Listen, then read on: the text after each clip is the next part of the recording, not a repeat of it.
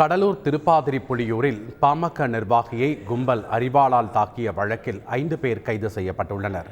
திருப்பாதிரிப்புலியூர் சூரப்பநாயக்கன் சாவடி பகுதியைச் சேர்ந்தவர் பாமக நிர்வாகி சங்கர்.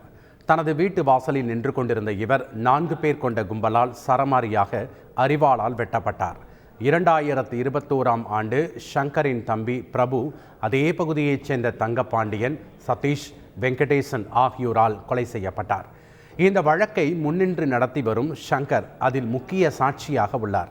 நீதிமன்றத்தில் சாட்சி சொல்வதை தடுக்கும் விதமாக சங்கரை கொலை செய்ய முயற்சித்திருக்கலாம் என போலீசார் தெரிவித்தனர்.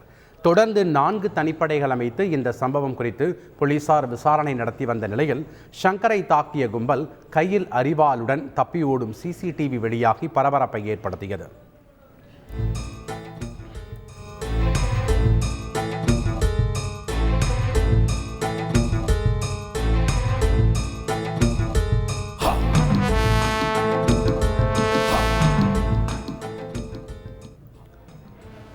இந்நிலையில் இந்த வழக்கில் தொடர்புடைய சதீஷ், முகிலன், ராஜ்கிரண், கௌஷிக், வெங்கடேசன் ஆகிய 5 பேரை போலீசார் கைது செய்திருக்கின்றனர்.